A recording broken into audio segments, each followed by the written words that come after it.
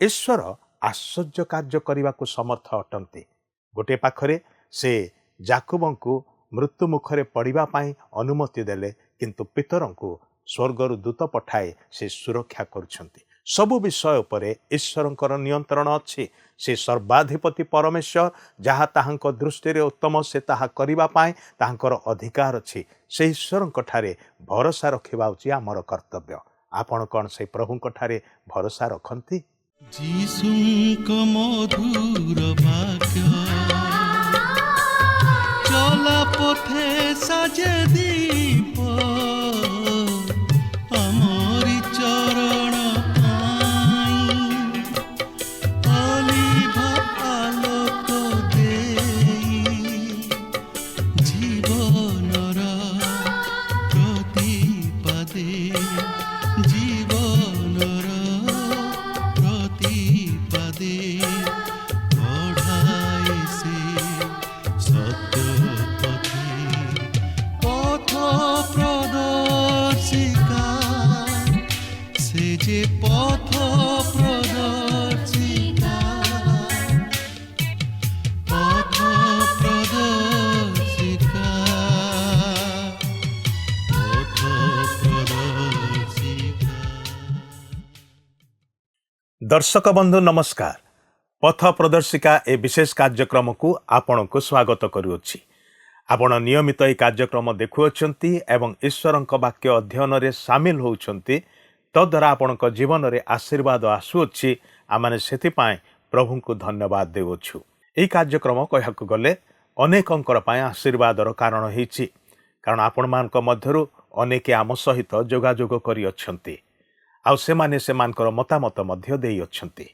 जदि आपण ए पर्यंत आम सहित जोगाजोग करि नाहंती ताहले आज सुजोग नेबे कि स्क्रीन रे जो नंबर टी देखुछंती सेही नंबर रे आज ही आमको कॉल करंतु। आपणकर मतामतर अपेक्षा रे आम माने अछु। प्रिय बंधु, एई दिन मानकरे आम माने ईश्वरंकर वाक्य पवित्र बाइबल रो गोटे विशेष पुस्तक प्रेरित पुस्तक रु अध्ययन जारी रखी अछु। आम माने आलोचना करिथिलु जे प्रेरित मानक द्वारा सुसमाचार विभिन्न स्थान रे पहुंचिला। विश्वासी माने मंडली रे संयुक्त हवा को लागिले। से माने जेउ समस्त स्थान को गले सेठारे मंडली वृद्धि पाइबा को लागिला, किंतु प्रेरित मानक प्रति ताड़ना मध्य बढ़िबा को लागिला। आमे जतेबेले प्रेरित पुस्तकर 12 अध्याय को आसु, हेरोद राजा मंडली रे हस्तक्षेप करिवार कथा लिखा अछि। मंडली रे ताड़ना बढ़िबा को लागिला, भयंकर रूप नेला। एपरिकी जोहनकर भाई जाकुबंकु खड्गरे बध करागला। आउ ए घटना हेतु जिहुदी माने जो माने ख्रीष्टीय विश्वास मत को ग्रहण करू नथिले से माने जाकुबंकर हत्यारे संतुष्ट हेले। तेणु हेरोद राजा कौन कले, से पितरंकु मध्य कारागार रे निक्षेप करिया पई चेष्टा कले। 12 अध्याय पढ़िले आपण जानिबे जे एहा निस्तार पर्व समयर घटना अटे बा खमीर शून्य रोटी पर्वर घटना अटे। आउ सेई समय रे पितरंकु कारागार रे निक्षेप करागला।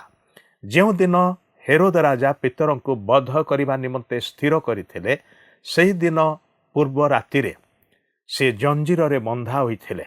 2 जण सैनिक मध्य पितरंक 2 पाखरे से माने रहिथिले। मंडली से समय पितरंकर मुक्ति निमंते प्रार्थना करिबा को लागिला। ए पाखरे स्वर्गर दूत आसी पितरंकु उठेइले, तांकर जंजीर सब खोलीगला। आउ से अंधकार कारागार ईश्वरंक दूतंकर उपस्थिति रे आलोकित हला। ईश्वर आश्चर्य कार्य करि पारंती। जाकुबंकु मृत्युभोग करिबा निमंते से छाड़ीदेले, किंतु पितरंकु स्वर्गर दूतंकु पठाई ताहांकु सुरक्षा देउछंती।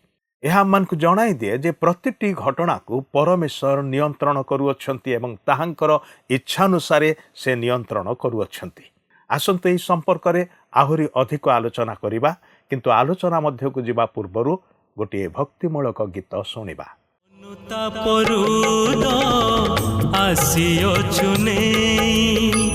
तुमरी परस पाइबा पाई अनुतापरुद आसिअछु ने तुमरी ପରଶ ପାଇବା ପାଇଁ ଢାଳି ଦିଅ ତୁମ ଆଶିଷର ଧାରା, ଢାଳି ଦିଅ ତୁମ ଆଶିଷର ଧାରା, ଚାଲିବାକୁ ତୁମ ସଙ୍ଗରେ ଶକ୍ତି ଯୋଗାଇ ଦିଅ ହେ ଯୀଶୁ ହେ।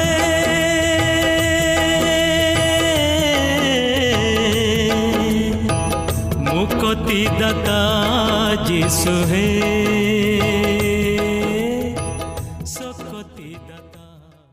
ଆସନ୍ତୁ ବର୍ତ୍ତମାନ ଆମେ ପ୍ରଭୁଙ୍କର ବାକ୍ୟ ମଧ୍ୟକୁ ଯିବା। ଆଜି ଆମେ ପ୍ରେରିତ 12 ପର୍ବର ପ୍ରଥମ ପଦରୁ ଆରମ୍ଭ କରି 25 ପଦ ପର୍ଯ୍ୟନ୍ତ ଅଧ୍ୟୟନ କରିବା ନିମନ୍ତେ ଯିବା।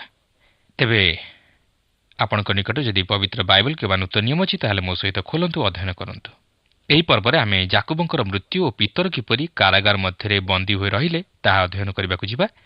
ଏହି ପର୍ବରେ ହେରୋଦ ଆଗ୍ରିପା ପ୍ରଥମଙ୍କ ଦ୍ୱାରା ମଣ୍ଡଳୀ କିପରି ତାଡ଼ନାର ସମ୍ମୁଖୀନ ହେଲା, ଯାକୁବ କିପରି ଖଡ଼୍ଗରେ ପତିତ ହେଲେ ଓ ପିତର କିପରି କାରାଗାରରେ ବନ୍ଦୀ ହୋଇ ରହିଲେ ତାହା ଲକ୍ଷ୍ୟ କରିବାକୁ ପାରିବା। କିନ୍ତୁ ପିତର ଆଶ୍ଚର୍ଯ୍ୟ ଭାବରେ ମୁକ୍ତ ହେଲେ। ହେରୋଦ ଈଶ୍ୱରଙ୍କ ଦ୍ୱାରା ବିଚାରିତ ହୋଇ ମୃତ୍ୟୁବରଣ କଲେ। ଯଦିଓ ମଣ୍ଡଳୀ ପ୍ରତି ତାଡ଼ନା ଘଟିଲା, ମାତ୍ର ମଣ୍ଡଳୀ ଅଧିକରୁ ଅଧିକ ବୃଦ୍ଧି ପାଇବାରେ ଲାଗିଲା ଓ ଈଶ୍ୱରଙ୍କ ବାକ୍ୟ ଅଧିକରୁ ଅଧିକ ପ୍ରଚାରିତ ହେବାରେ ଲାଗିଲା। ତେବେ ଏହି 12 ପର୍ବରେ ପ୍ରଥମେ ଆମେ ଯାକୁବଙ୍କର ମୃତ୍ୟୁ ବିଷୟ ନେଇ ଉଲ୍ଲେଖ ହୋଇଥିବାର ଲକ୍ଷ୍ୟ କରୁଅଛୁ। 12 ପର୍ବର ପ୍ରଥମ 2 ପଦରେ ଏହିପରି ଲେଖା ଅଛି, ପ୍ରାୟ ସେହି ସମୟରେ ହେରୋଦ ରାଜା ମଣ୍ଡଳୀର କେତେକ ଜଣଙ୍କୁ ଉପଦ୍ରବ କରିବା ନିମନ୍ତେ ହସ୍ତକ୍ଷେପ କଲେ। ସେ ଯୋହନଙ୍କ ଭ୍ରାତା ଯାକୁବଙ୍କୁ ଖଡ଼୍ଗରେ ବଧ କଲେ। ଏଠାରେ ଯେଉଁ ହେରୋଦ ରାଜାଙ୍କ ବିଷୟରେ ଲେଖାଯାଇଅଛି, ଏ ହେଉଛନ୍ତି ହେରୋଦ ଆଗ୍ରିପା ପ୍ରଥମ, ଯିଏକି ଯୀଶୁଙ୍କ ଜନ୍ମ ସମୟରେ ଯୀଶୁଙ୍କୁ ବଧ କରିବାକୁ ଯୋଜନା କରିଥିବା ହେରୋଦ ରାଜାଙ୍କର ନାତି ଥିଲେ। ଏହି ହେରୋଦୀୟ ପରିବାର ପ୍ରଭୁଙ୍କର ପ୍ରଧାନ ଶତ୍ରୁ ଥିଲେ। ଏପରିକି ଏହି ପରିବାର ମଧ୍ୟରୁ ଜଣେ ହେଲେ ପ୍ରଭୁ ଯୀଶୁଙ୍କ ପ୍ରତି ଫେରି ନଥିଲେ। ଏହି ହେରୋଦ ଆଗ୍ରିପା ପ୍ରଥମ ମଣ୍ଡଳୀ ପ୍ରତି ତାଡ଼ନା ଘଟାଇବାକୁ ଲାଗିଲେ ଓ ସେ ଯୋହନଙ୍କ ଭ୍ରାତା ଯାକୁବଙ୍କୁ ଖଡ଼୍ଗରେ ବଧ କଲେ। ଆପଣ ଦେଖନ୍ତୁ, ଏପର୍ଯ୍ୟନ୍ତ ଧାର୍ମିକ ନେତାମାନଙ୍କ ଆଡ଼ୁ, ବିଶେଷତଃ ସାଧୁକୀମାନଙ୍କ ଆଡ଼ୁ ମଣ୍ଡଳୀ ପ୍ରତି ତାଡ଼ନା ଘଟୁଥିଲା। କିନ୍ତୁ ବର୍ତ୍ତମାନଠାରୁ ଏହି ତାଡ଼ନା ସରକାରଙ୍କ ଆଡ଼ୁ ଘଟିବାକୁ ଯାଉଅଛି। ଏହି ତାଡ଼ନା ଧର୍ମ ସଂକ୍ରାନ୍ତୀୟ ସ୍ତରରେ ନ ରହି ରାଜନୈତିକ ସ୍ତରରେ ଘଟିବାକୁ ଯାଉଅଛି। ବୋଧହୁଏ ହେରୋଦ ରାଜା କେତେକ ଧାର୍ମିକ ନେତାମାନଙ୍କର ପ୍ରିୟପାତ୍ର ହେବାକୁ ଯାଇ ଏହିପରି ଭାବେ ମଣ୍ଡଳୀ ପ୍ରତି ତାଡ଼ନା ଘଟାଇବା ନିମନ୍ତେ ଓ ବିଶ୍ୱାସୀମାନଙ୍କ ପ୍ରତି ଅତ୍ୟାଚାର କରିବା ନିମନ୍ତେ ଆଗେଇ ଯାଇଥିଲେ। ସେ ମଣ୍ଡଳୀର କେତେକ ମୁଖ୍ୟ ବ୍ୟକ୍ତିମାନଙ୍କ ଉପରେ ହସ୍ତକ୍ଷେପ କଲେ, ଯେପରି ମଣ୍ଡଳୀ ଛିନ୍ନଭିନ୍ନ ହୋଇଯାଏ। ଆଉ ସେ ଅତି ନୃଶଂସ ତଥା ଅମାନୁଷିକ ଭାବେ ମଣ୍ଡଳୀ ପ୍ରତି ତାଡ଼ନା ଘଟାଇଲେ, ଯାହାକି ବର୍ଣ୍ଣନା କରାଯାଇ ନପାରେ। ସେ ଖଡ଼୍ଗରେ ଯାକୁବଙ୍କୁ ବଧ କଲେ। ସ୍ତିଫାନଙ୍କ ପରେ ଯାକୁବ ହେଉଛନ୍ତି ଦ୍ୱିତୀୟ ବ୍ୟକ୍ତି ଯିଏକି ଖ୍ରୀଷ୍ଟଙ୍କ ନିମନ୍ତେ ଶହୀଦ ହେଲେ। କେବଳ ଯାକୁବ ନୁହନ୍ତି, ଆହୁରି ଅନେକ ମଧ୍ୟ ଏହିପରି ଭାବେ ଖ୍ରୀଷ୍ଟଙ୍କ ନିମନ୍ତେ ମୃତ୍ୟୁବରଣ କରିଥିବେ, ଯେଉଁମାନଙ୍କର ନାମ ଉଲ୍ଲେଖ ହୋଇନାହିଁ। ଏହି ହେରୋଦ ଆଗ୍ରିପା ପ୍ରଥମ ଯାକୁବଙ୍କୁ ଖଡ଼୍ଗରେ ହତ୍ୟା କରିବା ପରେ ଯେ ସନ୍ତୁଷ୍ଟ ହୋଇଗଲେ ତାହା ନୁହେଁ, ସେ ପିତରଙ୍କୁ ମଧ୍ୟ ଧରି କାରାଗାରରେ ବନ୍ଦୀ କରି ରଖିଲେ। ଦେଖନ୍ତୁ 12 ପର୍ବର 3 ପଦରେ ଲେଖା ଅଛି, ଆଉ ଯିହୁଦୀମାନଙ୍କୁ ସେଥିରେ ସନ୍ତୁଷ୍ଟ ହେବାର ଦେଖି ସେ ପିତରଙ୍କୁ ମଧ୍ୟ ଧରିବାକୁ ଅଗ୍ରସର ହେଲେ। ସେହି ସମୟରେ ଖମିର ଶୂନ୍ୟ ରୋଟିର ପର୍ବ ଥିଲା। ତେବେ ଯାକୁବ ଯଦିଓ ଖଡ଼୍ଗରେ ହତ ହୋଇଥିଲେ, ମାତ୍ର ପିତର ଆଶ୍ଚର୍ଯ୍ୟ ପ୍ରକାରେ ରକ୍ଷା ପାଇବାକୁ ଯାଉଅଛନ୍ତି। ଏତଦ୍ୱାରା ଈଶ୍ୱରଙ୍କର ମହତ୍ ଅଭିମତ ଓ ମଣ୍ଡଳୀ ମଧ୍ୟରେ ତାହାଙ୍କର ସାର୍ବଭୌମ ଶକ୍ତିର କାର୍ଯ୍ୟ ସାଧିତ ହୋଇଥିବାର ଆମେ ଲକ୍ଷ୍ୟ କରିବାକୁ ପାରୁ। ଅନେକଙ୍କ ମନରେ ମଧ୍ୟ ଏହି ପ୍ରଶ୍ନ ଆସେ ଯେ ଯାକୁବ କାହିଁକି ଖଡ଼୍ଗରେ ହତ ହେଲେ, ମାତ୍ର ପିତର କାହିଁକି ରକ୍ଷା ପାଇଗଲେ?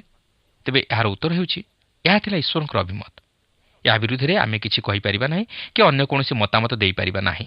ତାଛଡ଼ା ଈଶ୍ୱର ପିତରଙ୍କ ଦ୍ୱାରା ତାହାଙ୍କର ମହତ୍ ଅଭିମତକୁ ସଫଳ କରିବାକୁ ଚାହିଁଥିଲେ ଓ ଖ୍ରୀଷ୍ଟୀୟ ମଣ୍ଡଳୀର ସୁରକ୍ଷା ପ୍ରଦାନ କରିଥିଲେ। ତେଣୁ ହେରୋଦ ରାଜା ଯଦିଓ ପିତରଙ୍କୁ ଧରି କାରାଗାରରେ ବନ୍ଦ କରି ରଖିଥିଲେ, ମାତ୍ର ସେ ତାହାଙ୍କୁ ଯାକୁବଙ୍କ ପରି ହତ୍ୟା କରିପାରି ନଥିଲେ, କାରଣ ଈଶ୍ୱର ପିତରଙ୍କୁ ସୁରକ୍ଷା ପ୍ରଦାନ କରିଥିଲେ, ଯେହେତୁ ପିତର ମଣ୍ଡଳୀର ନେତା ସ୍ୱରୂପ ଥିଲେ। 4 ପଦରେ ଏହିପରି ଲେଖା ଅଛି, ପରେ ସେ ତାଙ୍କୁ ଧରି କାରାଗାରରେ ନିକ୍ଷେପ କଲେ। ପୁଣି ନିସ୍ତାର ପର୍ବ ଉତ୍ତାରେ ସେ ତାଙ୍କୁ ଲୋକମାନଙ୍କ ନିକଟକୁ ବାହାର କରି ଆଣିବା ନିମନ୍ତେ ମନସ୍ଥ କରି ପ୍ରତ୍ୟେକ ଦଳରେ 4 ଜଣ ଲେଖାଏଁ ଥିବା 4ଟି ସେନାଦଳ ନିକଟରେ ତାଙ୍କୁ ଜଗିବା ପାଇଁ ସମର୍ପଣ କଲେ। ଦେଖନ୍ତୁ, ସେମାନେ ପିତରଙ୍କୁ ସେହି ନିସ୍ତାର ପର୍ବ ସମୟରେ ଧରି କାରାଗାରରେ ନିକ୍ଷେପ କଲେ। ଆପଣଙ୍କର ମନେଥିବ, ପ୍ରଭୁ ଯୀଶୁଖ୍ରୀଷ୍ଟ ମଧ୍ୟ ଏହି ପର୍ବ ସମୟରେ ଶତ୍ରୁ ହସ୍ତରେ ସମର୍ପିତ ହୋଇଥିଲେ। ସେହି ହେରୋଦ ରାଜା ପିତରଙ୍କୁ ଜଗି ରହିବା ପାଇଁ ଜଗୁଆଳିମାନଙ୍କୁ ନିଯୁକ୍ତ କଲେ। ଏପରିକି 4ଟି ସେନାଦଳଙ୍କୁ ଜଗାଇ ରଖିଲେ, କାରଣ ସେ ଭାବୁଥିଲେ କେହି ପିତରଙ୍କୁ ମୁକ୍ତ କରିବା ନିମନ୍ତେ ଚେଷ୍ଟା କରିପାରନ୍ତି। ତେଣୁକରି ସେ ପିତରଙ୍କ ନିମନ୍ତେ କଡ଼ା ଜଗୁଆଳିର ବ୍ୟବସ୍ଥା କରିଥିଲେ, ଯେପରି ତାହାଙ୍କୁ କେହି ମୁକ୍ତ କରିନପାରନ୍ତି। ଦେଖନ୍ତୁ ପିତର କିପରି ସେହି କାରାଗାର ମଧ୍ୟରୁ ମୁକ୍ତ ହେଉଛନ୍ତି। 5 ପଦରେ ଲେଖା ଅଛି, ଅତଏବ ପିତର କାରାଗାରରେ ରୁଦ୍ଧ ହୋଇ ରହିଲେ, କିନ୍ତୁ ତାଙ୍କ ନିମନ୍ତେ ମଣ୍ଡଳୀ ଦ୍ୱାରା ଏକାଗ୍ର ଭାବରେ ଈଶ୍ୱରଙ୍କ ଛାମୁରେ ପ୍ରାର୍ଥନା କରାଯାଉଥିଲା। ଦେଖନ୍ତୁ ପିତରଙ୍କର ମୁକ୍ତି ନିମନ୍ତେ ମାଣ୍ଡଳିକ ଭାବେ ପ୍ରାର୍ଥନା କରାଯାଉଥିଲା। ସେମାନଙ୍କର ହୃଦୟ ସେହି ପ୍ରାର୍ଥନା ମଧ୍ୟରେ ଥିଲା ଯେ ପିତର ଯେପରି କାରାଗାରରୁ ମୁକ୍ତ ହୁଅନ୍ତି। ସେମାନେ ଈଶ୍ୱରଙ୍କ ନିକଟରେ ଏକାନ୍ତ ଚିତ୍ତରେ ପ୍ରାର୍ଥନା କଲେ ଓ ଈଶ୍ୱର ମଧ୍ୟ ସେମାନଙ୍କର ପ୍ରାର୍ଥନା ଶୁଣିଲେ। 6 ପଦରୁ 9 ପଦ ମଧ୍ୟରେ ଏହିପରି ଲେଖା ଅଛି, ପରେ ହେରୋଦ ଯେଉଁଦିନ ପିତରଙ୍କୁ ବାହାର କରି ଆଣିବା ପାଇଁ ଯାଉଥିଲେ, ସେହି ରାତ୍ରିରେ ସେ 2ଟା ଜଞ୍ଜିରରେ ବନ୍ଧା ହୋଇ 2 ଜଣ ସୈନ୍ୟଙ୍କ ମଧ୍ୟରେ ଶୋଇଥିଲେ। ଆଉ ପ୍ରହରୀମାନେ ଦ୍ୱାର ସମ୍ମୁଖରେ କାରାଗାର ରକ୍ଷା କରୁଥିଲେ। ଆଉ ଦେଖ, ପ୍ରଭୁଙ୍କର ଜଣେ ଦୂତ ଉପସ୍ଥିତ ହେଲେ। ପୁଣି କୋଠରୀଟି ଆଲୋକମୟ ହେଲା। ଆଉ ସେ ପିତରଙ୍କ କକ୍ଷ ଦେଶରେ ଆଘାତ କରି ତାଙ୍କୁ ଜଗାଇ କହିଲେ, ଶୀଘ୍ର ଉଠ। ସେଥିରେ ତାଙ୍କ ହାତରୁ ଜଞ୍ଜିର ଖସି ପଡ଼ିଲା। ପୁଣି ଦୂତ ତାଙ୍କୁ କହିଲେ, କଟି ବନ୍ଧନ କର ଓ ପାଦୁକା ପିନ୍ଧ। ସେ ସେପରି କଲେ। ଆଉ ସେ ତାଙ୍କୁ କହିଲେ, ଦେହରେ ଚାଦର ପକାଇ ମୋହର ପଛେ ପଛେ ଆସ। ସେ ବାହାରି ତାହାଙ୍କ ପଛେ ପଛେ ଗଲେ, କିନ୍ତୁ ଦୂତଙ୍କ ଦ୍ୱାରା ଯାହା କରାଗଲା ତାହା ଯେ ପ୍ରକୃତ ସେ ତାହା ନ ବୁଝି ଦର୍ଶନ ଦେଖୁଅଛନ୍ତି ବୋଲି ମନେ କରୁଥିଲେ। ଦେଖନ୍ତୁ ପିତର ନିର୍ଭୟରେ 2 ଜଣ ସୈନ୍ୟଙ୍କ ମଧ୍ୟରେ ଶୋଇଥିଲେ। ସେ ବିବ୍ରତ ବା ବ୍ୟତିବ୍ୟସ୍ତ ହେଉନାହାନ୍ତି, କାରଣ ଈଶ୍ୱରଙ୍କ ଉପରେ ତାଙ୍କର ଦୃଢ଼ ନିର୍ଭରତା ଥିଲା। ତେଣୁକରି ସେ ବିଚଳିତ ହେଉନଥିଲେ। ତାଙ୍କ ନିମନ୍ତେ ସ୍ଥାନ ବା ସମୟର କୌଣସି ଭିନ୍ନତା ନଥିଲା। ଏପରିକି ପ୍ରହରୀମାନେ ଦ୍ୱାର ସମ୍ମୁଖରେ କାରାଗାର ରକ୍ଷା କରୁଥିଲେ। ଆଉ ଦେଖନ୍ତୁ ସ୍ତିଫାନଙ୍କୁ ପଥର ଫୋପାଡ଼ି ମାରି ଦିଆଗଲା। ଜାକୁବଙ୍କୁ ହେରୋଦ ରାଜା ଖଡ୍ଗରେ ବଧ କଲେ ଓ ବର୍ତ୍ତମାନ ସେ ପିତରଙ୍କୁ ମଧ୍ୟ ସେହିପରି ବଧ କରିବା ପାଇଁ ଯୋଜନା କରୁଛନ୍ତି। ମାତ୍ର ଏହିପରି ପରିସ୍ଥିତିରେ ପିତର ବିଚଳିତ ନ ହୋଇ 2 ଜଣ ସୈନ୍ୟଙ୍କ ମଧ୍ୟରେ ଶୋଇଯାଇଛନ୍ତି। ବାସ୍ତବରେ ପିତରଙ୍କୁ ଯେଉଁପରି ଭାବେ କଡ଼ା ନିରାପତ୍ତା ମଧ୍ୟରେ ରଖାଯାଇଥିଲା, ତାହା ଭାବିଲେ ଭୟ ମଧ୍ୟ ଲାଗେ। ମାତ୍ର ପିତରଙ୍କ ମନରେ କୌଣସି ଭୟ ନଥିଲା। ଦେଖନ୍ତୁ ଈଶ୍ୱର ତାହାଙ୍କୁ କେତେ ଆଶ୍ଚର୍ଯ୍ୟ ଭାବରେ ସୁରକ୍ଷା ପ୍ରଦାନ କରୁଅଛନ୍ତି ଓ ସେହି କାରାଗାରରୁ ମୁକ୍ତ କରୁଅଛନ୍ତି। ସେ ଦୂତଙ୍କୁ ପଠାଇ ପିତରଙ୍କୁ ସେହି କାରାଗାର ମଧ୍ୟରୁ ଉଦ୍ଧାର କରୁଅଛନ୍ତି। ମାତ୍ର ପିତର ତାହା ନିଜେ ମଧ୍ୟ ଜାଣିପାରୁନାହାନ୍ତି। ସେ ଦର୍ଶନ ଦେଖୁଅଛନ୍ତି ବୋଲି ଭାବୁଅଛନ୍ତି। ମାତ୍ର ଏହା ଦର୍ଶନ ନଥିଲା, କିନ୍ତୁ ପ୍ରକୃତ ଘଟଣା ଥିଲା।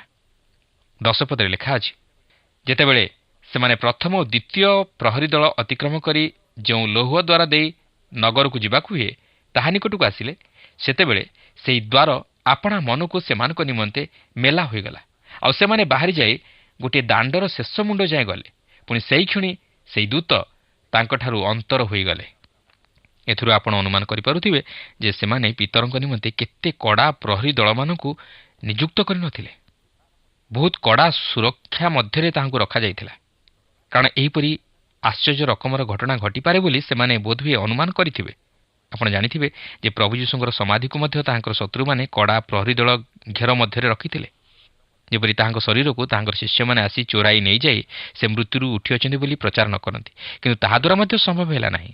ପ୍ରଭୁ ଯୀଶୁ ସମାଧି ମଧ୍ୟରୁ ଉଠି ଆସିଲେ। ତେଣୁକରି ଏହିପରି ପୁନର୍ବାର ଯେପରି ନ ଘଟେ, ଏଥି ନିମନ୍ତେ ସେମାନେ ପିତରଙ୍କ ନିମନ୍ତେ କଡ଼ା ପ୍ରହରୀ ଦଳମାନଙ୍କୁ ନିଯୁକ୍ତ କରିଥିଲେ, ଯେପରି ପିତର କୌଣସି ଉପାୟରେ କାରାଗାର ମଧ୍ୟରୁ ବାହାରି ନ ଯାଆନ୍ତି। ମାତ୍ର ଫଳ କିଛି ହେଲା ନାହିଁ। ସେମାନଙ୍କର ସମସ୍ତ ଯୋଜନା ବିଫଳ ହେଲା। ପିତର ଆଶ୍ଚର୍ଯ୍ୟ ଭାବରେ ଦୂତଙ୍କ ଦ୍ୱାରା ସେହି କାରାଗାର ମଧ୍ୟରୁ ମୁକ୍ତ ହୋଇଗଲେ, କାରଣ ପ୍ରାର୍ଥନାର ମଧ୍ୟ ଶକ୍ତି ଅଛି। ପିତରଙ୍କ ନିମନ୍ତେ ମାଣ୍ଡଳିକ ଭାବେ ମଧ୍ୟ ପ୍ରାର୍ଥନା କରାଯାଉଥିଲା। ତେଣୁକରି ପିତର ଯେତେବେଳେ ସେହି ବିପଦରୁ ମୁକ୍ତ ହେଲେ, ସେତେବେଳେ ଦୂତ ତାହାଙ୍କୁ ସଙ୍ଗେ ସଙ୍ଗେ ତାଙ୍କର ଲୋକମାନଙ୍କ ନିକଟକୁ ପଠାଇଦେଲେ। ବାସ୍ତବରେ ପିତରଙ୍କ ନିମନ୍ତେ ଓ ସେଦିନର ସେହି ମଣ୍ଡଳୀ ନିମନ୍ତେ ଏହା ଏକ ଚମତ୍କାର ଅନୁଭୂତି ତଥା ସାକ୍ଷ୍ୟ ଥିଲା। କାରଣ ଯେଉଁମାନେ ପ୍ରଭୁ ଯୀଶୁଙ୍କ ଉପରେ ନିର୍ଭର କରନ୍ତି ଓ ତାହାଙ୍କର ସୁସମାଚାର ନିମନ୍ତେ ସାକ୍ଷୀ ହୁଅନ୍ତି, ସେମାନଙ୍କୁ ସେ ସମସ୍ତ ସମସ୍ୟା ତଥା ବିପଦ ମଧ୍ୟ ଦେଇ ଉଦ୍ଧାର କରନ୍ତି। 11 ପଦରେ ଲେଖା ଅଛି, ସେତେବେଳେ ପିତର ସଚେତନ ହୋଇ କହିଲେ, ପ୍ରଭୁ ଯେ ଆପଣା ଦୂତଙ୍କୁ ପଠାଇ ହେରୋଦଙ୍କ ହସ୍ତରୁ ଓ ଜିହୁଦୀ ଲୋକମାନଙ୍କ ସମସ୍ତ ଆକାଂକ୍ଷାରୁ ମୋତେ ଉଦ୍ଧାର କରିଅଛନ୍ତି, ଏହା ମୁଁ ଏବେ ନିଶ୍ଚୟ ଜାଣିଲି। ପିତର ବର୍ତ୍ତମାନ ଜାଣିପାରୁଛନ୍ତି ଯେ ଈଶ୍ୱର ତାହାଙ୍କୁ ସେହି କାରାଗାରରୁ ମୁକ୍ତ କରିଅଛନ୍ତି। ଏହାପରେ 12 ପଦରେ ଲେଖା ଅଛି, ସେ ଏହି କଥା ଆଲୋଚନା କରି ମାର୍କ ଉପନାମପ୍ରାପ୍ତ ଯୋହନଙ୍କ ମାତା ମରିୟମଙ୍କ ଗୃହକୁ ଆସିଲେ। ସେହି ସ୍ଥାନରେ ଅନେକେ ଏକତ୍ରିତ ହୋଇ ପ୍ରାର୍ଥନା କରୁଥିଲେ। ଦେଖନ୍ତୁ ଏହି ସମୟରେ ଏବଂ ଏହାର ପରବର୍ତ୍ତୀ 150 ବର୍ଷ ମଧ୍ୟରେ ମଣ୍ଡଳୀର ନିମନ୍ତେ ଏପରି କୌଣସି ସ୍ୱତନ୍ତ୍ର ଗୀର୍ଜାଗୃହ ବା ପକ୍କାଘର ନଥିଲା। ମାତ୍ର ସେମାନେ ଏକତ୍ରିତ ହୋଇ ଗୃହମାନଙ୍କରେ ସମବେତ ହେଉଥିଲେ। ଆଜି ଆମେ ମଣ୍ଡଳୀ କହିଲେ ଏକ ସ୍ୱତନ୍ତ୍ର ଗୀର୍ଜାଘର କିମ୍ବା ଉପାସନାର ଆଳୟକୁ ବୁଝୁ, କିନ୍ତୁ ସେ ସମୟରେ ସେପରି ନଥିଲା। ସେମାନେ ଗୃହଗୁଡ଼ିକରେ ସମବେତ ହେଉଥିଲେ ଓ ତାହା ହିଁ ଥିଲା ମଣ୍ଡଳୀ। ମଣ୍ଡଳୀ ହେଉଛି ବିଶ୍ୱାସୀମାନଙ୍କୁ ନେଇ ଗଠିତ ହୋଇଥିବା ଏକ ଶରୀର। ବର୍ତ୍ତମାନ ଏଠାରେ ଲକ୍ଷ୍ୟ କରିବେ ଯେ ମଣ୍ଡଳୀ ମାର୍କୋ ଉପନାମପ୍ରାପ୍ତ ଜୋହନଙ୍କ ମାତା ମରିୟମଙ୍କ ଗୃହରେ ସମବେତ ହୋଇଛନ୍ତି, କାରଣ ତାହାଙ୍କ ଗୃହ ମଧ୍ୟ ପ୍ରଶସ୍ତ ଥିଲା। ଆଉ ସେମାନେ ସେଠାରେ ସମବେତ ହୋଇ ପିତରଙ୍କର କାରାଗାରରୁ ମୁକ୍ତି ପାଇବା ନିମନ୍ତେ ପ୍ରାର୍ଥନା କରୁଥିଲେ। କିନ୍ତୁ ପିତର ଯେ କାରାଗାରରୁ ମୁକ୍ତି ପାଇଗଲେଣି ତାହା ସେମାନେ ଜାଣିନାହାନ୍ତି। ତେଣୁ ଏଠାରେ ଆପଣ ଏକ କୌତୁହଳର ବିଷୟ ଲକ୍ଷ୍ୟ କରିବେ ଯେ ପିତର ଯେତେବେଳେ ଆସି ସେହି ଗୃହ ନିକଟରେ ପହଞ୍ଚି ସେହି ଗୃହର ଦ୍ୱାରରେ ଆଘାତ କରିଛନ୍ତି, ସେତେବେଳେ ସେମାନେ ଆଶ୍ଚର୍ଯ୍ୟ ହୋଇଯାଇଛନ୍ତି ଓ ସେମାନେ ବିଶ୍ୱାସ କରିପାରୁନାହାନ୍ତି ଯେ ପିତର ଫେରି ଆସିଛନ୍ତି ବୋଲି। 13-14 ପଦରେ ଲେଖା ଅଛି, ସେ ବାହାର ଦ୍ୱାରରେ ମାରନ୍ତେ ରୁଦା ନାମରେ ଜଣେ ଦାସୀ କିଏ ବୋଲି ପଚାରିବାକୁ ଗଲା। ସେ ପିତରଙ୍କର ସ୍ୱର ବାରି ଆନନ୍ଦ ସକାଶେ ଦ୍ୱାର ନ ଫିଟାଇ ଭିତରକୁ ଦୌଡ଼ିଯାଇ ଦ୍ୱାର ପାଖରେ ପିତର ଠିଆ ହୋଇଛନ୍ତି ବୋଲି କହିଲା। ମୁଁ ଭାବୁଛି ଆପଣ ଓ ମୁଁ ଆମେ ଯଦି ସେହିପରି ପରିସ୍ଥିତିର ସମ୍ମୁଖୀନ ହୋଇଥାନ୍ତୁ, ତାହେଲେ ଆମେ ମଧ୍ୟ ସେହି ରୋଦା ପରି କରିଥାନ୍ତୁ। ଆପଣ ଜାଣିଥିବେ ଯେ ସେହି ସମୟରେ ମଣ୍ଡଳୀ ପ୍ରତି ତାଡ଼ନା କରୁଥିଲା। ତେଣୁ କିଏ ଦ୍ୱାର ଆଘାତ କରୁଅଛି ତାହା ଜାଣିବା ଅତି ଜରୁରୀ ଥିଲା ଓ ଅତି ସତର୍କତାର ସହିତ ମଧ୍ୟ ତାହା କରିବାକୁ ଥିଲା। ତେଣୁ ରୋଦା ନାମରେ ଯେଉଁ ଦାସୀ ଥିଲା, ସେ ଦ୍ୱାର ନ ଖୋଲି ପ୍ରଥମେ ଦ୍ୱାର ପାଖକୁ ଆସି ଶୁଣିଲା ପରେ ସେ ଯେ ପିତର ତାହା ସେ ଜାଣିପାରିଲା। ତେଣୁ ସେ ଏତେ ଦୂର ଖୁସି ହୋଇଯାଇଥିଲା ଯେ ଦ୍ୱାର ଖୋଲିବାକୁ ମଧ୍ୟ ଭୁଲି ଯାଇଥିଲା ଓ ସେ ସେହି ଗୃହରେ ପ୍ରାର୍ଥନା କରୁଥିବା ବିଶ୍ୱାସୀ ମଣ୍ଡଳୀ ନିକଟକୁ ଯାଇ ସେମାନଙ୍କୁ ପିତରଙ୍କ ବିଷୟ ନେଇ ଜଣାଇଲା। ଦେଖନ୍ତୁ, ଏହି ସମ୍ବାଦ ପାଇବା ପରେ ସେହି ବିଶ୍ୱାସୀ ମଣ୍ଡଳୀର ପ୍ରତିକ୍ରିୟା 15 ପଦରେ ଲେଖା ଅଛି। ସେମାନେ ତାକୁ କହିଲେ, ତୁ ବାୟାଣୀ। କିନ୍ତୁ ସେ ତାହା ସତ ବୋଲି ଦୃଢ଼ ରୂପେ କହିବାକୁ ଲାଗିଲା। ସେମାନେ କହିଲେ, ଏ ତାଙ୍କର ଦୂତ। ଯେତେବେଳେ ସେହି ଦାସୀ କହୁଛି ଯେ ପିତର ଦ୍ୱାର ପାଖରେ ବାହାରେ ଛିଡ଼ା ହୋଇଅଛନ୍ତି, ସେତେବେଳେ ସେମାନେ ତାହା ବିଶ୍ୱାସ କରିପାରୁନାହାନ୍ତି। ସେମାନେ କହୁଛନ୍ତି, ତୁ ବାୟାଣୀ। ମାତ୍ର ସେ କହୁଛି, ମୁଁ ବାୟାଣୀ ନୁହେଁ, ମାତ୍ର ସତ କଥା କହୁଛି। ପିତର ବାହାରେ ଛିଡ଼ା ହୋଇଛନ୍ତି। ଆଚ୍ଛା, ତୁ କ'ଣ ତାହାଙ୍କୁ ଦେଖିଛୁ? ନାଇଁ, ମୁଁ ଦ୍ୱାର ଖୋଲି ନାହିଁ କି ତାହାଙ୍କୁ ଦେଖିନାହିଁ, ମାତ୍ର ତାହାଙ୍କର ସ୍ୱର ଶୁଣିଛି ଓ ତାହାଙ୍କର ସ୍ୱର ମଧ୍ୟ ମୁଁ ଜାଣେ। ସେମାନେ କହୁଛନ୍ତି, ହେ, ଏହା ପିତରଙ୍କ ଆତ୍ମା ହୋଇପାରେ। ଏଠାରେ ମୁଁ ଦୂତ ପରିବର୍ତ୍ତେ ଆତ୍ମା କହିବାର କାରଣ ହେଉଛି ଯେ ଏହି ଦୂତର ସ୍ଥାନରେ ଏହାର ମୂଳ ଶବ୍ଦ ଗ୍ରୀକ୍ରେ ନ୍ୟୁମା ବୋଲି ଉଲ୍ଲେଖ ହୋଇଅଛି, ଯାହାର ପ୍ରକୃତ ଅର୍ଥ ହେଉଛି ଆତ୍ମା। ତେଣୁ ସେମାନେ ପ୍ରକୃତରେ ଦୂତ ବୋଲି କହୁନାହାନ୍ତି, ମାତ୍ର ସେମାନେ ଭାବୁଛନ୍ତି ଯେ ଏହା ପିତରଙ୍କର ଆତ୍ମା ହୋଇଥାଇପାରେ। ଅନ୍ୟ ଅର୍ଥରେ କହିବାକୁ ଗଲେ ସେମାନେ ଭାବୁଛନ୍ତି ଯେ ପିତର ମରିଯାଇଛନ୍ତି, କାରଣ ହେରୋଦ ବୋଧହୁଏ ତାହାଙ୍କୁ ହତ୍ୟା କରିଛି। କିନ୍ତୁ ଏକ କୌତୁହଳର ବିଷୟ ହେଉଛି ଯେ ମଣ୍ଡଳୀ ପିତରଙ୍କର ମୁକ୍ତି ନିମନ୍ତେ ପ୍ରାର୍ଥନା କରୁଛନ୍ତି, ମାତ୍ର ପିତର ମୁକ୍ତି ପାଇଛନ୍ତି, କିନ୍ତୁ ମଣ୍ଡଳୀ ତାହା ବିଶ୍ୱାସ କରିପାରୁନାହାନ୍ତି। ଆଉ ସେମାନେ ଭାବୁଛନ୍ତି ଯେ ପିତର ହତ ହୋଇଛନ୍ତି ଓ ତାଙ୍କର ଆତ୍ମା ଦେଖା ଦେଉଅଛି। ସେମାନେ ଯଦିଓ ପ୍ରାର୍ଥନା କରୁଛନ୍ତି, ମାତ୍ର ବିଶ୍ୱାସ କରିପାରୁନାହାନ୍ତି ଓ ସେମାନେ ଆଶ୍ଚର୍ଯ୍ୟ ହୋଇଯାଉଛନ୍ତି। ସେହିପରି କ'ଣ ଆମମାନଙ୍କ ଜୀବନ ଘଟୁନାହିଁ କି? ଆମେ ପ୍ରାର୍ଥନା କରୁ ସତ, କିନ୍ତୁ ଆମର ବିଶ୍ୱାସ ପାଏନା ଓ ଆମେ ଆମର ପ୍ରାର୍ଥନାର ଉତ୍ତର ପାଇବା ପରେ ଅତି ଚମତ୍କୃତ ହୋଇଯାଉ ଓ ଆମକୁ ଆଶ୍ଚର୍ଯ୍ୟ ଲାଗେ। ଏହାର କାରଣ ହେଉଛି ଯେ ଆମେ ଯେ ଆମ ପ୍ରାର୍ଥନାର ଉତ୍ତର ପାଇବୁ, ଏହା ଆମେ କେବେ ହେଲେ ଭାବିନଥାଉ। କିନ୍ତୁ ଈଶ୍ୱର ଆମର ପ୍ରାର୍ଥନା ଶୁଣନ୍ତି ଓ ସେ ଆମ ପ୍ରାର୍ଥନାର ଉତ୍ତର ମଧ୍ୟ ପ୍ରଦାନ କରନ୍ତି। କିନ୍ତୁ ଲକ୍ଷ୍ୟ କରନ୍ତୁ, ପିତର ସେହିପରି ଦ୍ୱାରରେ ଆଘାତ କରି ଚାଲିଛନ୍ତି, କିନ୍ତୁ ଦ୍ୱାର ଖୋଲିବାକୁ କେହି ସାହସ କରୁନାହାନ୍ତି, କାରଣ ସେମାନଙ୍କର ପ୍ରାର୍ଥନାର ଉତ୍ତର ଯେ ସେମାନେ ପାଇଅଛନ୍ତି, ଏହା ସେମାନେ ବିଶ୍ୱାସ କରିପାରୁନାହାନ୍ତି। ସେମାନେ ଗୃହ ମଧ୍ୟରେ ରହି ସେ ପିତର ହେବେ କି ପିତରଙ୍କର ଆତ୍ମା ହେବେ, ଏହି ବିଷୟ ନେଇ ଯୁକ୍ତିତର୍କ କରୁଛନ୍ତି। କିନ୍ତୁ ବିଚାରା ପିତର ଏପଟେ ଦ୍ୱାରକୁ ଆଘାତ କରି କରି ଥକିଗଲେଣି। 16-17 ପଦରେ ଲେଖା ଅଛି, କିନ୍ତୁ ପିତର ଦ୍ୱାରରେ ବାରମ୍ବାର ମାରୁଥିଲେ, ଆଉ ସେମାନେ ଫିଟାଇ ତାଙ୍କୁ ଦେଖି ଆଚମ୍ବିତ ହେଲେ।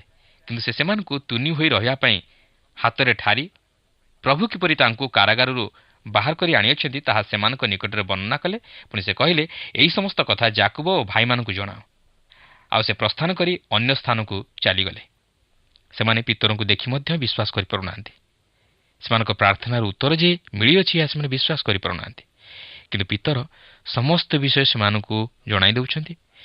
ପ୍ରଭୁ କିପରି ତାହାଙ୍କୁ କାରାଗାରରୁ ବାହାର କରି ଆଣିଅଛନ୍ତି ତାହା ସେ ସେମାନଙ୍କୁ ଜଣାଇ ଦେଉଛନ୍ତି ଓ ଅନ୍ୟ ଭାଇମାନଙ୍କୁ ମଧ୍ୟ ଏହି ବିଷୟ ଜଣାଇ ଦେବା ପାଇଁ କହୁଅଛନ୍ତି। କିନ୍ତୁ ସେ ସେଠାରେ ରହୁନାହାନ୍ତି। ଯଦିଓ ପ୍ରଭୁ ତାହାଙ୍କୁ କାରାଗାର ମଧ୍ୟରୁ ମୁକ୍ତ କଲେ, ସେ ମଧ୍ୟ ସେଠାରେ ତାହାଙ୍କୁ ସୁରକ୍ଷା ପ୍ରଦାନ କରିଥାନ୍ତେ। ମାତ୍ର ପ୍ରଭୁ ମଧ୍ୟ ଚାହାନ୍ତି ଆମେ ବିଭିନ୍ନ ପ୍ରକାର ପରିସ୍ଥିତି ଓ ସମସ୍ୟାକୁ ଦୃଷ୍ଟି ଆଗରେ ରଖି ବୁଦ୍ଧିର ସହିତ କାର୍ଯ୍ୟ କରୁ, ତାହେଲେ ଆମେ ଅନେକ ସମସ୍ୟା ତଥା ବିପଦରୁ ନିଜକୁ ଦୂରେଇ ରଖିପାରିବା। ତେଣୁ ପିତର ସେହି ସମସ୍ତ ବିଷୟକୁ ଦୃଷ୍ଟି ଆଗରେ ରଖି ସେହି ସ୍ଥାନରୁ ବାହାରିଯିବା ପାଇଁ ମନରେ ସ୍ଥିର କଲେ। କିନ୍ତୁ ବର୍ତ୍ତମାନ ଲକ୍ଷ୍ୟ କରନ୍ତୁ, ପିତରଙ୍କୁ କାରାଗାର ମଧ୍ୟରେ ନ ପାଇବାରୁ ପ୍ରହରୀମାନଙ୍କର ଓ ହେରୋଦଙ୍କ ମନର ପ୍ରତିକ୍ରିୟା, ଯାହାକି 18-19 ପଦରେ ଲେଖା ଅଛି। ସକାଳ ହେବା ପରେ ପିତର କୁଆଡ଼େ ଗଲେ ବୋଲି ସୈନ୍ୟମାନଙ୍କ ମଧ୍ୟରେ ବଡ଼ ଚହଳ ପଡ଼ିଗଲା। ଆଉ ହେରୋଦ ତାଙ୍କୁ ଖୋଜି ନ ପାଇବାରୁ ପ୍ରହରୀମାନଙ୍କୁ ପ୍ରଶ୍ନ କଲା ଉତ୍ତାରେ ସେମାନଙ୍କୁ ବଧ କରିବା ପାଇଁ ଆଜ୍ଞା ଦେଲେ। ପରେ ସେ ଜିହୁଦା ପ୍ରଦେଶରୁ କାଇସରିଆକୁ ଯାଇ ସେଠାରେ ରହିଲେ। ମୁଁ ଭାବୁଛି ସେମାନେ ପିତରଙ୍କୁ ପୁନର୍ବାର ଧରିବା ପାଇଁ ଯଥାସାଧ୍ୟ ଚେଷ୍ଟା କରିଥିବେ। ସେମାନେ ପ୍ରତ୍ୟେକ ଗୃହ ଓ ସ୍ଥାନମାନଙ୍କୁ ସୈନ୍ୟମାନଙ୍କୁ ପଠାଇ ପିତରଙ୍କର ଖୋଜ ନେଇଥିବେ। ମାତ୍ର ସେତେବେଳକୁ ପିତର ବାହାରି ଅନ୍ୟ ସ୍ଥାନକୁ ଚାଲିଯାଇଥିଲେ। କିନ୍ତୁ ଏଠାରେ ଆମେ ହେରୋଦଙ୍କର ଶକ୍ତ ଗ୍ରୀବତା ଓ ନୃଶଂସତାର ପରିଚୟ ପାଉ। ସେ କ୍ରୋଧାନ୍ଧ ହୋଇ ସେହି ପ୍ରହରୀ ଓ ସୈନ୍ୟମାନଙ୍କୁ ବଧ କରିବା ଦ୍ୱାରା ଜଗତ ନିକଟରେ ଜଣାଇ ଦେବାକୁ ଚାହିଁଲେ ଯେ ପିତରଙ୍କର କାରାଗାର ମଧ୍ୟରୁ ମୁକ୍ତିଲାଭ ଈଶ୍ୱରଙ୍କର ଅଲୌକିକ ଶକ୍ତିର କାର୍ଯ୍ୟ ନୁହେଁ। କିନ୍ତୁ ହେରୋଦ ନିଜେ ନିଜ ପାଇଁ ଗାତ ଖୋଳିଲେ। ସେ ଈଶ୍ୱରଙ୍କ ଦ୍ୱାରା ବିଚାରିତ ହେଲେ, ଯାହାକି ଆମେ ପରେ ଦେଖିପାରିବା। କିନ୍ତୁ ସେ ଜିହୁଦା ପ୍ରଦେଶ ପରିତ୍ୟାଗ କରି କାଇସରିଆରେ ଯାଇ ବାସ କଲେ। ଏହା ହିଁ ଥିଲା ହେରୋଦଙ୍କର ପରିଚୟ। ପ୍ରିୟ ବନ୍ଧୁ, ଆଜି ଆମେ କେଉଁ ପ୍ରକାର ଅନୁଭୂତି ମଧ୍ୟ ଦେଇ ଗତି କରୁଛୁ? ଈଶ୍ୱରଙ୍କୁ ପରିତ୍ୟାଗ କରି ଏକ ତିକ୍ତ ଅନୁଭୂତି ମଧ୍ୟ ଦେଇ ଗତି କରୁଛୁ, ନା ପ୍ରଭୁ ଯୀଶୁଙ୍କୁ ହୃଦୟ ମଧ୍ୟରେ ଗ୍ରହଣ କରି ପାପରୁ ଉଦ୍ଧାର ପାଇ ଏକ ଶାନ୍ତି ଓ ତୃପ୍ତିକର ଅନୁଭୂତି ମଧ୍ୟ ଦେଇ ଗତି କରୁଛୁ? ବର୍ତ୍ତମାନ ଆମେ ଦେଖିବାକୁ ଯିବା ଯେ ଈଶ୍ୱର ହେରୋଦଙ୍କ ପ୍ରତି ତାହାଙ୍କର କ୍ରୋଧରୂପକ ବିଚାର ବର୍ତ୍ତାଇବାକୁ ଯାଉଅଛନ୍ତି। କାରଣ ହେରୋଦ ଆପଣାର କାର୍ଯ୍ୟକଳାପ ନିମନ୍ତେ ଈଶ୍ୱରଙ୍କ ଦ୍ୱାରା ବିଚାରିତ ହେଲେ। 12 ପର୍ବର 20 ପଦରେ ଲେଖା ଅଛି, ସେତେବେଳେ ହେରୋଦ ସୋର ଓ ସିଦୋନ ଲୋକଙ୍କ ଉପରେ ଭୟଙ୍କର ଅସନ୍ତୁଷ୍ଟ ଥିଲେ। ଆଉ ସେମାନେ ଏକମତ ହୋଇ ତାଙ୍କ ନିକଟକୁ ଆସିଲେ ଓ ରାଜାଙ୍କ ଶୟନାଗାରର ଅଧ୍ୟକ୍ଷ ବ୍ଲାସ୍ତଙ୍କୁ ଆପଣାମାନଙ୍କ ସପକ୍ଷ କରି ସନ୍ଧି ପ୍ରାର୍ଥନା କରିବାକୁ ଲାଗିଲେ। କାରଣ ରାଜାଙ୍କ ଦେଶରୁ ସେମାନଙ୍କ ଦେଶକୁ ଖାଦ୍ୟ ସାମଗ୍ରୀ ଯାଉଥିଲା। ସୋର ଓ ସିଦୋନ ହେରୋଦଙ୍କ ସହିତ ବ୍ୟବସାୟ କରୁଥିଲେ। ତେଣୁ ହେରୋଦ ଯେତେବେଳେ ସେମାନଙ୍କ ଉପରେ ଅସନ୍ତୁଷ୍ଟ ହୋଇ ସେମାନଙ୍କ ଦେଶକୁ କିଛି ସାହାଯ୍ୟ ପଠାଇଲେ ନାହିଁ, ସେତେବେଳେ ସୋର ଓ ସିଦୋନର ଆର୍ଥିକ ଅବସ୍ଥା ବାଧାପ୍ରାପ୍ତ ହେଲା। ତେଣୁ ସେମାନେ ଆସି ରାଜା ହେରୋଦଙ୍କ ନିକଟରେ ସନ୍ଧି ପ୍ରାର୍ଥନା କଲେ। ଏହାପରେ 21-22 ପଦରେ ଲେଖା ଅଛି, ଏଣୁ ଗୋଟିଏ ନିରୂପିତ ଦିନରେ ହେରୋଦ ରାଜବସ୍ତ୍ର ପରିଧାନ କରି ସିଂହାସନରେ ବସି ସେମାନଙ୍କ ନିକଟରେ ଗୋଟିଏ ବକ୍ତୃତା ଦେଲେ। ସେଥିରେ ଲୋକମାନେ ପାଟି କରି କହିବାକୁ ଲାଗିଲେ, ଏ ତ ଦେବତାଙ୍କ ସ୍ୱର, ମନୁଷ୍ୟର ସ୍ୱର ନୁହେଁ। ଏହା ହିଁ ଥିଲା ହେରୋଦଙ୍କ ପତନର କାରଣ। ସେ ଲୋକମାନଙ୍କ ଦ୍ୱାରା ପ୍ରଶଂସିତ ହେବାକୁ ଚାହୁଁଥିଲେ।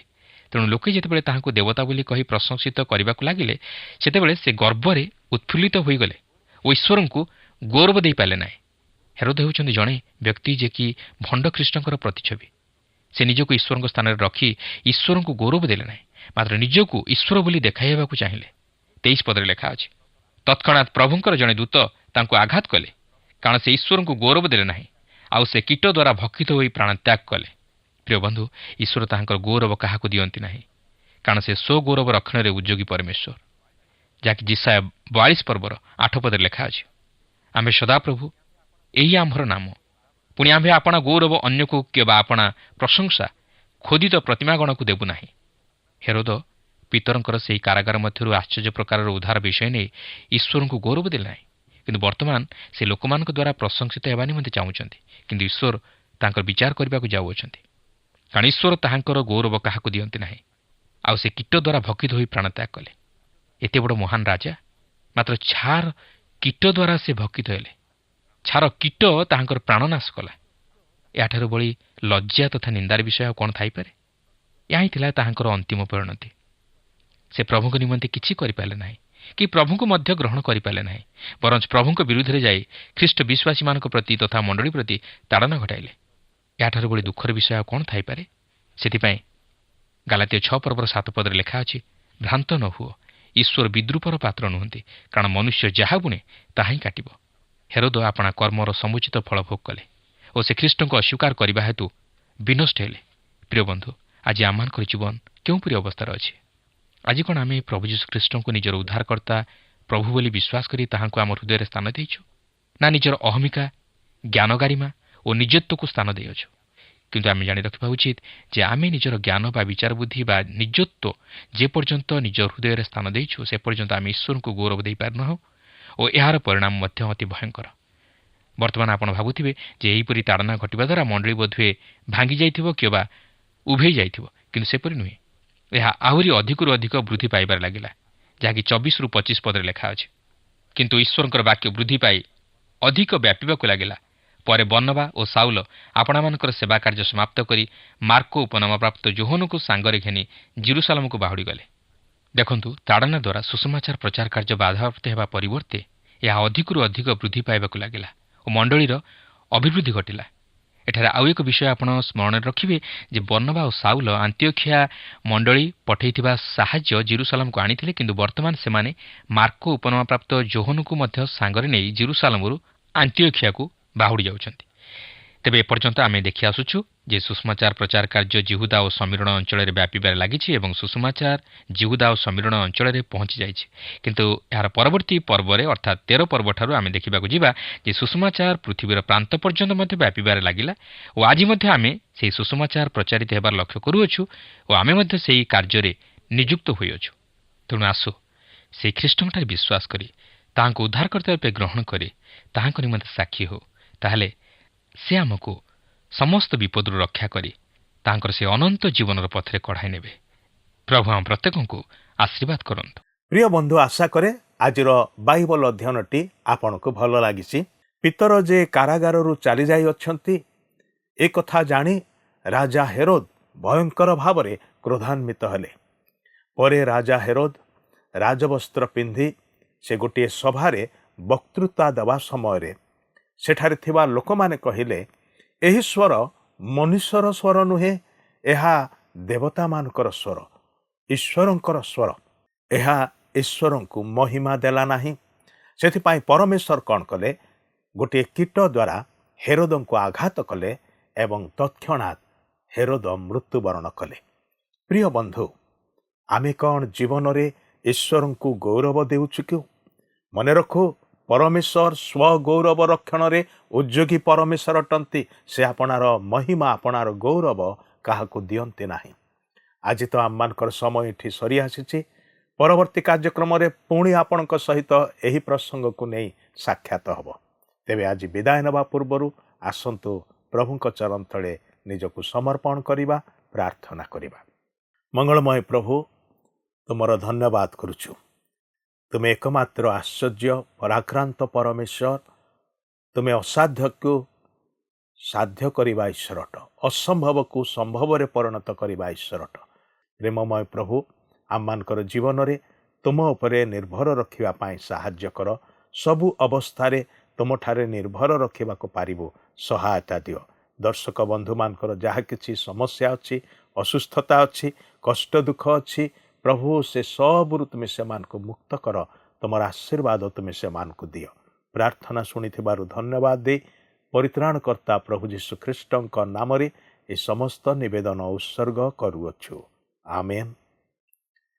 ବହୁତ ବହୁତ ଧନ୍ୟବାଦ। ପ୍ରଭୁ ଆପଣଙ୍କୁ ଆଶୀର୍ବାଦ କରନ୍ତୁ। ପ୍ରିୟ ବନ୍ଧୁ, ଆଶା କରୁ ଆପଣଙ୍କୁ ଆମ ପଥ ପ୍ରଦର୍ଶିକା କାର୍ଯ୍ୟକ୍ରମ ନିଶ୍ଚୟ ଭଲ ଲାଗିଥିବ। ଯଦି ଭଲ ଲାଗିଛି ତାହେଲେ ଆମକୁ 044490812996 ନମ୍ବରରେ ନିଶ୍ଚୟ ଗୋଟିଏ ମିସ୍ଡ କଲ୍ ଦେବେ। ଆପଣଙ୍କ ମିସ୍ଡ କଲ୍ ଆମ ନିମନ୍ତେ ଅତି ବହୁମୂଲ୍ୟ। ମୁଁ ଆନନ୍ଦର ସହ ଜଣାଉଛି ଯେ ପ୍ରତ୍ୟେକ ମିସ୍ଡ କଲ୍ ଦାତାଙ୍କ ମଧ୍ୟରୁ ସପ୍ତାହ ଶେଷରେ ଯିଏ ଅଧିକ ମିସ୍ଡ କଲ୍ ଦେଇଥିବେ ତାଙ୍କୁ ମନୋନୀତ କରାଯିବ ଓ ପୁରସ୍କୃତ କରାଯିବ। ସେହି ଦର୍ଶକ ବନ୍ଧୁଙ୍କ ନାମ ଓ ଫଟୋ ଆମ କାର୍ଯ୍ୟକ୍ରମ ଶେଷରେ ଦେଖାଯିବ। ଗତ ସପ୍ତାହର ବିଜୟ ଦର୍ଶକ ବନ୍ଧୁ ହେଲେ ନବରଙ୍ଗପୁରରୁ କୁମାରୀ ନାଗ ଓ ପରିବାର। ପ୍ରାର୍ଥନା ଓ ଅଧିକ ଜାଣିବା ନିମନ୍ତେ ଫୋନରେ ଆମ ସହ ଯୋଗାଯୋଗ କରିପାରିବେ। ଆମ ଟେଲିଫୋନ ନମ୍ବର ହେଲା 9777221415 ଆଉ ଆମ ଠିକଣା ଟିଭି ସ୍କ୍ରିନରେ ଦିଆଯାଇଅଛି। ଧନ୍ୟବାଦ।